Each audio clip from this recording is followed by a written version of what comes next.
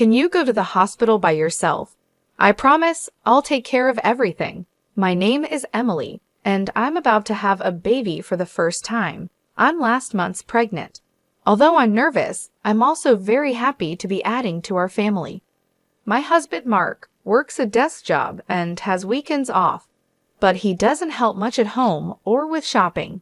He often visits his parents' house on weekends because they live close by and he's very close to them. He doesn't really have a reason, he just goes. Since I got pregnant, I've been careful not to lift heavy things. When I need to buy something heavy like rice, my friends help me. Every day, I wake up early to make breakfast for Mark and say goodbye when he leaves for work. Then I clean the house, do laundry, and go shopping if I need to. After I come back, I start making dinner. Once everything is done, I can relax. I'm on maternity leave now, so I've started a new hobby, blogging. I write about my day and post pictures of things like my food, the blue sky, and flowers in my garden. My friends and people I know leave comments, and this has become a fun part of my day. One evening, while I was making dinner, Mark came home. He left his bag and jacket on the sofa, so I picked them up and hung them up. I told him I made hamburgers for dinner and that I was going to take a bath.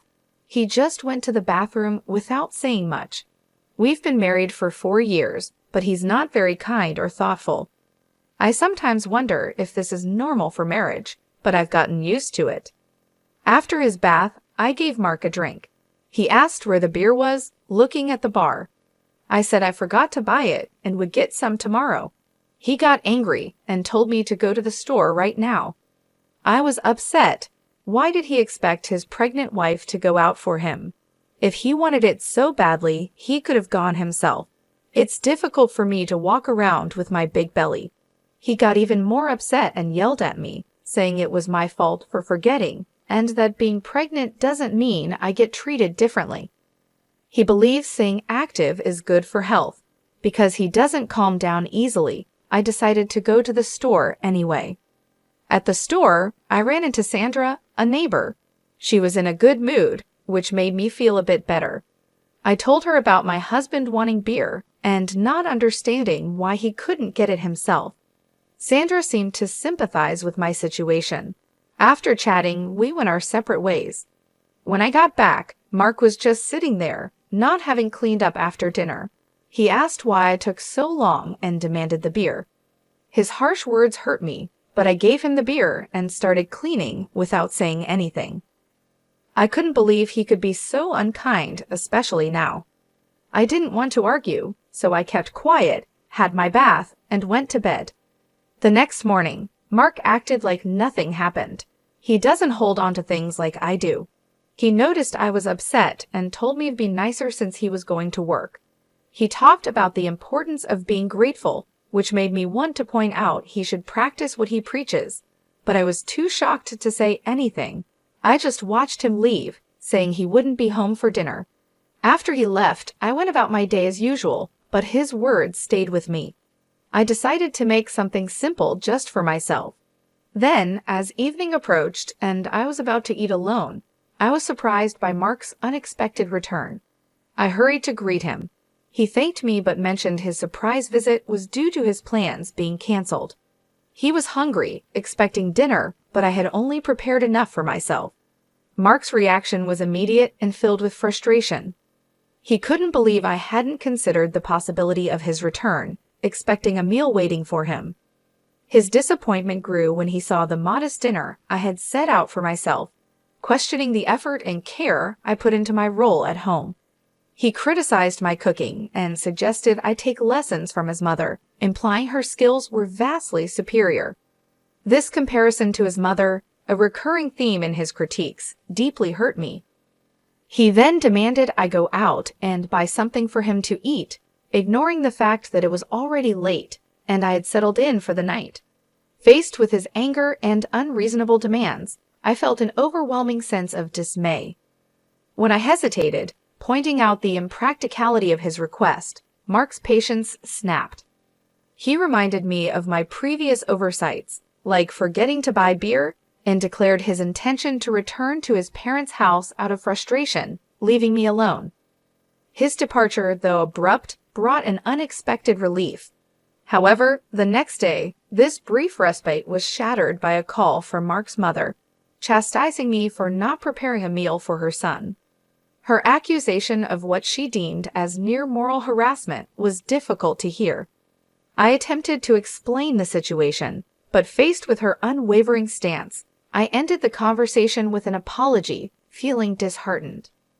With Mark away, I allowed myself a leisurely late brunch, a small act of self-care amid the turmoil.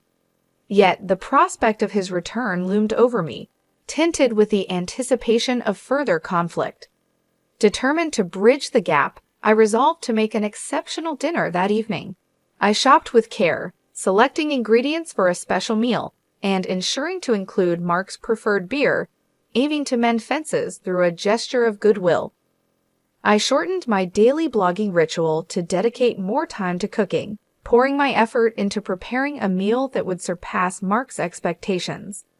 The table was set meticulously, reflecting both my dedication and a hopeful step towards reconciliation.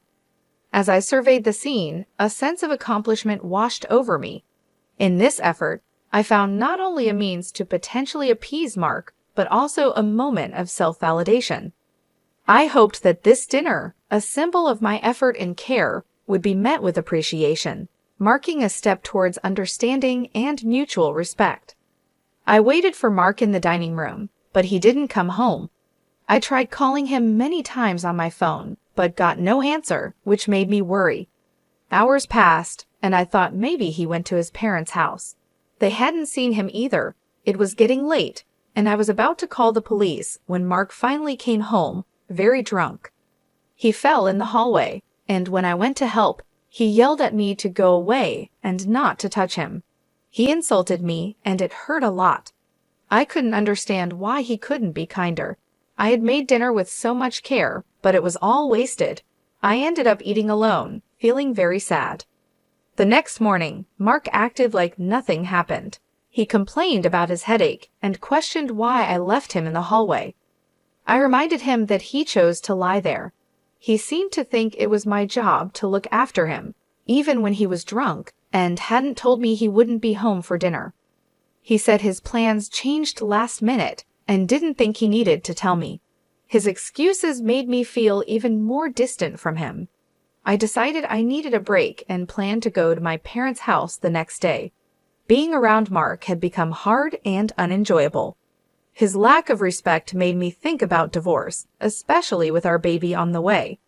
I was excited about the baby but sad about our relationship. I've heard from friends that giving birth can be tough, but I'm more excited than worried about meeting my baby. My neighbors cheer me up by saying it won't be long now. One day, Mark mentioned his parents wanted us to go on a trip with them.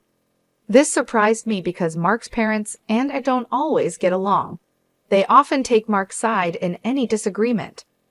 Mark insisted that being pregnant doesn't mean I can't travel and that everything was arranged for a short trip next week, which is close to my due date. I felt this was too much and tried to object, but Mark wouldn't listen. I talked to a friend about it, who agreed it was unreasonable. When the day to leave arrived, I said I wasn't feeling well and wanted to stay home, but Mark insisted I'd be fine in the car. As we were getting ready to leave, I realized my water had broken. I told Mark we needed to go to the hospital right away. He was surprised, and then, strangely, he told me to get out of the car because I was making a mess. I couldn't believe he was more concerned about the car than getting me to the hospital. Mark told me to get out of the car because he needed to clean it, and then, shockingly, he pulled me out and drove off, saying I should go to the hospital by myself. I was too surprised to react. Quickly, I called for an ambulance, and that's when Sandra, a neighbor, came over and saw I was in trouble. She helped me get a special taxi to the hospital, comforting me on the way. I was thankful for her support and cried a bit from the relief of her kindness. As Sandra stayed with me at the hospital, I quietly promised myself that Mark would regret his actions. Sandra held my hand, keeping me calm until my parents arrived. They looked worried, and Sandra said she needed to talk to them about something. Then I started having more intense labor pains. My phone rang, and it was Mark calling. My parents didn't look happy but handed me the phone. Mark sounded panicked, asking for help, but I couldn't deal with him right then and hung up. Despite turning off my phone, Mark kept sending messages. Eventually, I was taken to the delivery room, and after some time, I heard my baby crying. I was so tired but happy to see my parents and Sandra with me. After sleeping for a bit, I woke up in my hospital bed. My parents were there, looking concerned. I asked about the baby, and they said the baby was fine and would be back with me soon. Sandra had left, but I felt so grateful for her help. I promised my parents that things would change once we got home. I decided to visit Sandra later to thank her. When I turned on my phone, I saw a lot of missed calls from Mark, which surprised me, but I didn't feel any hope from them, so I just ignored them. A friend came to see me in the hospital to celebrate the birth of my baby. As we talked, I told her about what happened with Mark. She was shocked and even joked about wanting to scold him. She made sure I knew resting and my health were most important. Then she left. My parents, already knowing the full story from Sandra, asked me what I planned to do next. I told them I was thinking about getting a divorce, and they supported my decision. I decided to stay with my parents after leaving the hospital. Mark tried to visit me at the hospital, but I had told the staff I didn't want to see him, so they didn't let him in. The next day, Sandra visited with a fruit basket. I was so happy to see her. She reminded me to take it easy because getting tired after having a baby is common. I thanked her a lot for her help and said I didn't know what I would have done without her. Sandra told me it was most important that me and the baby were healthy, and she was glad to help. I promised to thank her properly once everything calmed down. Sandra mentioned she had told her husband about what happened, and he was very upset. I felt bad for involving her in my problems. Then Sandra revealed something surprising. She was actually the wife of the CEO at the company where Mark works. We became neighbors when we first moved here. This made me realize just how much I had brought Sandra into this situation. I didn't know that Sandra was the CEO's wife. We met often at the local stores and started having tea together. That's how I learned about her husband's important job. My husband didn't know any of this because he never joined me in meeting our neighbors and didn't like to socialize. Sandra once asked me not to tell my husband about her identity because she didn't want to cause any trouble, and I agreed. With my difficult situation at home, Sandra offered to talk to her husband about it, but I didn't want to bother her. After what happened recently, it seems Sandra decided she had to act, which is why my husband was trying to reach her. I'm really grateful to Sandra for her support. She told me I was a dear friend and she couldn't just watch me suffer. Even though my husband kept sending messages, I ignored them, focusing on my future with my baby. Just before leaving the hospital, a friend showed me a social media post about my situation. She has many followers and had shared a video someone took of me being yelled at by my husband when he made me get out of the car. My face was blurred for privacy, but the video got a lot of attention, and people figured out who my husband and his company were. Now he's facing a lot of criticism online. I was shocked to learn how much attention the situation with my husband had gotten online. My friend, seeing my surprise, simply said that my husband and his actions were his own doing. The story had spread so much that even my husband's friends knew about it. He tried to excuse his behavior by saying he had plans with his parents, which led to criticism of them too. Stories about my husband's parents started appearing online as well. Then my mother-in-law called me. My friend suggested I should answer and speak my mind, but I was too overwhelmed and chose to ignore the call.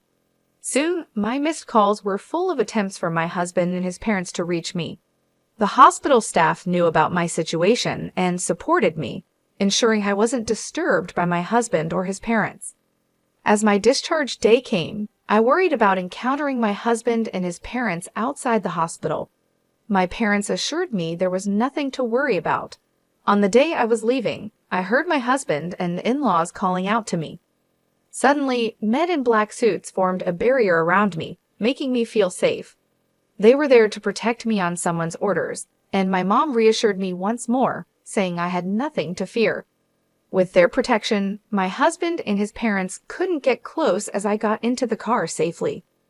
I'm really thankful for Sandra's help and have been thinking about how to thank her properly. My parents agree and want to show our gratitude too. Even though I've started a new chapter and am enjoying better days, my husband and his parents keep trying to contact me. I sent them divorce papers, but they didn't seem ready to accept them. Once, when they called and spoke rudely to my dad, he got upset and they ended the call quickly. We decided to get help from a lawyer who was a friend of my dad's. The lawyer was willing to help us after we told him about the situation and the video that was shared online. When the lawyer contacted my husband on our behalf, my husband was surprised and then stubborn, insisting we could solve our issues without a lawyer. But the lawyer made it clear he was representing me, and it was my choice to involve him. My husband didn't want to agree to the divorce at first, but the mention of possibly going to court made him change his mind. He said he didn't care about our child and didn't see why he should pay child support or how we split our things, claiming he did nothing wrong. The lawyer explained the legal side, but my husband was still not convinced until the lawyer mentioned court, which made my in-laws agree to the terms quickly. I was stunned by my husband's attitude and couldn't believe I had married him.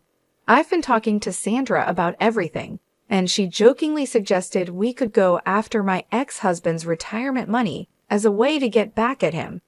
Sandra's cleverness really surprised me. The lawyer told me my husband wanted to say sorry in person, but I chose to talk over the phone with the lawyer there. My parents were with me when he called. He started by blaming me for everything, saying his life was falling apart and it was all my fault. He even asked me to come back to him, saying he'd forgive me. I stayed calm, and when he insulted me again, I told him we were recording the call to use as evidence. He was shocked and quickly changed his tune, claiming he was joking and couldn't live without me. I hung up and gave the recording to the lawyer, who couldn't believe my husband's behavior. My parents and I were sure we wanted nothing more to do with him. There was a strange part of me that found this situation slightly amusing.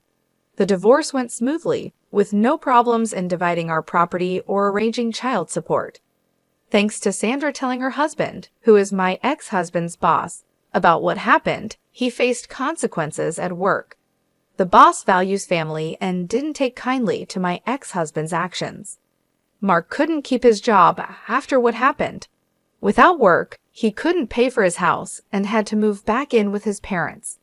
The video that went around made it hard for him to get a good job, so he just did small jobs here and there. People also started talking about his parents, making them feel uncomfortable in their own community. This situation was tough for them, maybe even tougher than dealing with any legal trouble.